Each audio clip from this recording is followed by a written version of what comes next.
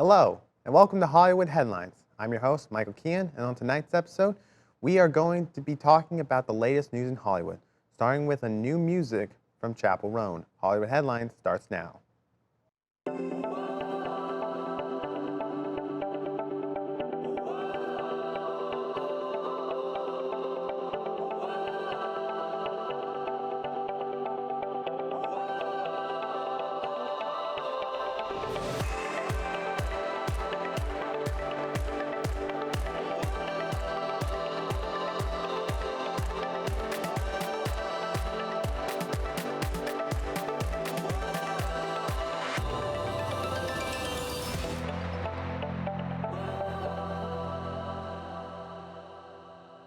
Before we get into the show, I would like to take a moment to thank Payje Davis for being today's guest. This past weekend, pop star Chappell Roan made her Saturday Night Live debut as a musical guest. She appeared alongside comedian John Mulaney, who hosted the episode. This past episode was also marked by a cameo from Democratic Party presidential candidate and current Vice President Kamala Harris. Roan's first performance of the night was her hit Pink Pony Club, when she performed dressed as the Bride of Frankenstein. During her second performance of the night, Roan debuted a brand new song. The new song was a country song called The Giver, deemed a queer country anthem. It seems that the pop icon has entered a new era, fully embracing her Midwest origins and entering a new country era. Payje, did you watch the performance? I did. I watched part of the performance, and then I also saw some of her outfits when they were like on stage with John Mulaney. It was really cool, and I did hear part of the song. I really liked it. I think, as they said, a queer country anthem is the best way to describe it. I love Chappell, and anything she touches is great. Even if people want to hate on her for her press interviews, she's just keeping it a buck, and people don't like that. Yeah, she is. She's absolutely real, and she's absolutely incredible. I agree with you. Her outfits are great. I saw the performances of both Pink Pony Club and The Giver. They were so good. She eats it down. Yeah, she ate, left no crumbs. Pink Pony Club was like her first major song from in her like queer pop era. It was rejected by her label for a long time, and eventually was like.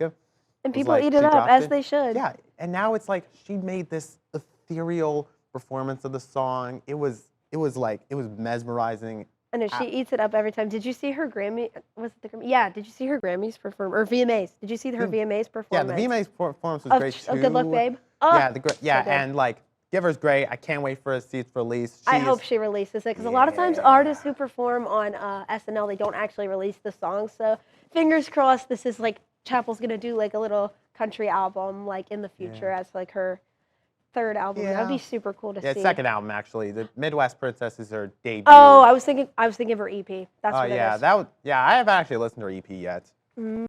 Very different from her Midwest Princess. Yeah. Robert Zemeckis and Tom Hanks have teamed up once again to release a new movie called Here. Here is a generational story about families and the special place they inhabit, sharing in love, loss, laughter, and life. The film stars Tom Hanks as Richard and Robin Wright as Richard's wife, along with Paul Bettany as Al. The film is directed by Robert Zemeckis, who is also known for directing Forrest Gump, Castaway, and The Polar Express, which also all-star Tom Hanks. The film opened on November 1st with a $4.8 million domestic opening weekend with an estimated $45 million budget. Payje, are you planning on seeing this movie? It sounds like a good movie. Me and Tyler Gillmer were actually just talking about this about 20 minutes ago, and he said that the movie is shot like all in one angle, which sounds like it would be really like a really cool concept to see. So, thanks, Tyler. I think I might go see it just because of you, Tyler. Yeah, shout out to Tyler. Tyler out to Tyler if you're watching this episode. Yeah, but so yeah, I mean, I haven't really seen anything Zemeckis made outside of Back to the Future, although I definitely would love to see Forrest Gump. But yeah, Zemeckis and Hanks, they're like a dream team. Like they're like like Wes Anderson, Bill Murray, or any other like yeah, I don't know, actor. They're a great actor-director combo. And I heard a lot of stuff about this movie using like de-aging technology. You know anything about that? Interesting. I believe it, though. They probably have some sort of AI thing that they can do for that. I believe it. It'll be very intriguing to see. But I plan on seeing it just because of Tyler Gillmer. I will go give it a watch. Right. When we come back from the break, we will be talking about Zach Bryan breaking up with Brianna Chickenfry. Hollywood Headlines will be right back. Country music star Zach Bryan and his long-term girlfriend Brianna Chickenfry broke up after a year and a half. They released a heartfelt statement to Instagram announcing the split. However, as heartfelt as that statement is, it turns out Bri didn't even know about that statement being released. It was also rumored Zach was found on the celebrity dating app Raya, just a day after the breakup was made public. Yikes. Bri was silent for a few days, aside from addressing being unaware of the statement being released. However, she posted The Smallest Man Who Ever Lived by Taylor Swift on her Instagram story and just released a tell-all on her BFF's podcast, coinciding with Zach Bryan's release of his new song, The World's a Giant. The drama just keeps on getting hotter, I guess. Payje, do you plan on listening to the song or the podcast or anything? Like, I actually know nothing about this, so you wrote this story. You got to tell me. This is my story, yeah. So I haven't listened to the podcast yet, but I did listen to the song. The song was really good. It's just Zach's talking about like what he's grateful for in life. It's really good. I'm so sorry. Zach is like has become my problematic fave, and it's really bad. But but Bri, yeah, all the stuff going on with Bri and stuff like that, I low-key feel so bad for Bri because she got really blindsided in that situation. Unfortunately, though, this isn't the first time Zach has done something like this. This is a pattern with Zach. Like, really? Like they made a cake. They made a cake. What happened? The cake? What cake? There's a cake, and before the podcast, they made it, and it was like for Bri, Rose, and oh my gosh, his other ex's name. Whoa. Rose, it was his ex-wife who he was married to for like a little bit. Yeah. And then he sent her divorce papers while she was still deployed. Yeah, he's the Dave Grohl of country, I swear to God. Yes, honestly, Loki, it's like one of those people of like, Dave Grohl has really good music, but sometimes he cheats on his partners. Yeah, he cheats on. Zach is like on that borderline. Like Zach is technically there was no confirmation that he actually cheated. He's just ended relationships very poorly. He's a serial breakupper. Yeah, where he'll date a girl for like a year and a half, and then they'll break up, and then he'll write a few songs. But Zach. But yeah, no, I need to listen to the podcast because I want to hear Bri's side of all this. I have to listen to the song too, so I'm not a country guy, but like, yeah. The song is really good. I really like it. I love Zach Bryan. I actually saw him in concert, so I am kind of biased. And he brought Bruce Springsteen out, so I can't really complain there. And the Lumineers.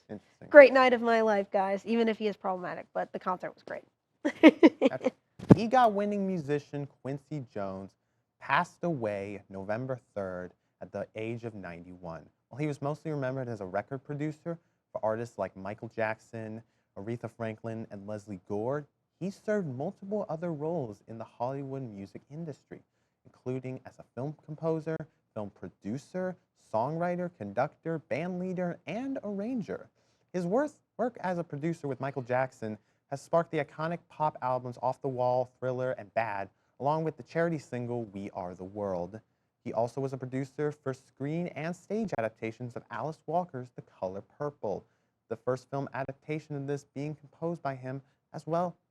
He is survived by his 7 children, including actress and filmmaker Rashida Jones, who directed a Grammy-winning documentary about him in 2018.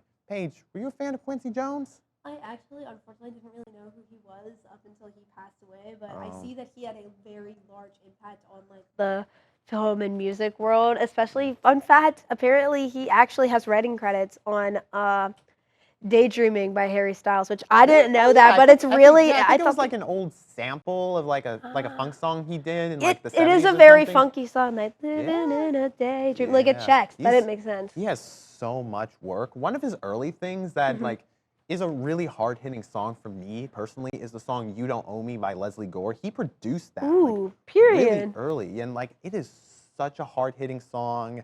I think now in today's political climate, in the context of women's rights, I think it's even more prevalent than it was in the 60s.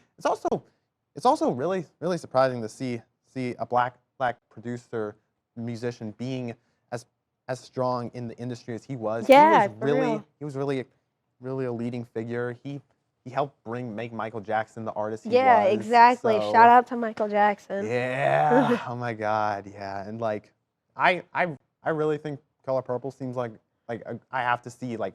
It is. of I've them. heard it's a really good film. Yeah. So like he is truly a man of many talents, and it's gonna be sad to see him gone. But we have so much from him to, remember and look back on and to memorialize. He left so much for us. So true. Yeah. When we come back from the break, we will be playing a game called Name That Film. Hollywood Headlines will be right back.